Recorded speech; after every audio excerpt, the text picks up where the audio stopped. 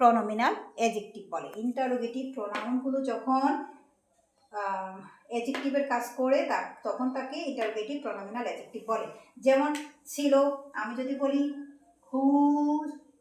Who is this, who is this,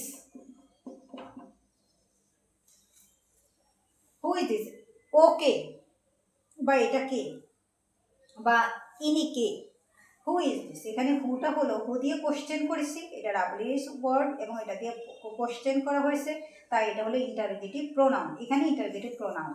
কিন্তু যখন আমি বলি হুজ কার ইজ দিস, এখানে কার সম্পর্কে অতিরিক্ত তথ্য দিতে গিয়ে কার সম্পর্কে জানতে গিয়ে প্রশ্ন করেছে, কার কি প্রশ্ন করেছে, হুজ কার, কার গাড়ি এইটা, কার গাড়ি এতে। কারের আগে যখন ইন্টারোগেটিভ প্রোনাউন বসেছে তখন এবং কার সম্পর্কে কারকে মডিফাই করেছে তখন তাকে কি বলা হবে, ইন্টারোগেটিভ প্রনোমিনাল অ্যাডজেক্টিভ।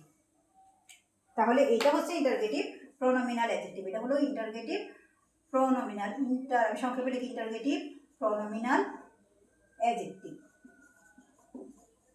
এটা অবশ্যই অ্যাডজেক্টিভ, আর এটা শুধু প্রোনাউন। কি প্রোনাউন এটা?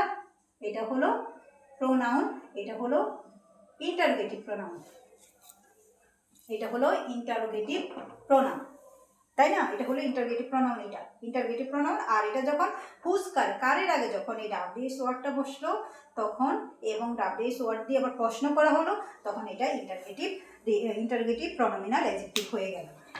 আমরা নেক্সটে যাই। আমরা এগুলো সম্পর্কে জেনেছি।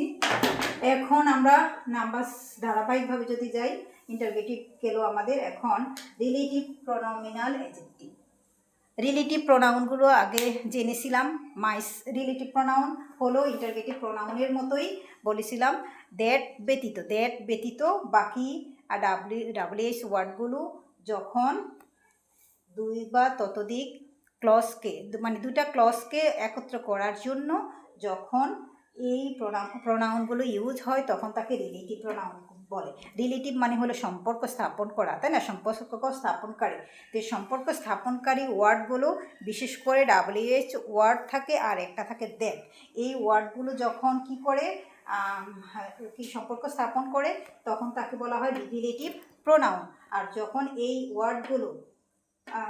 ওয়ার্ডগুলো অ্যাডজেক্টিভের কাজ করে তখন তাকে কি বলা হয়,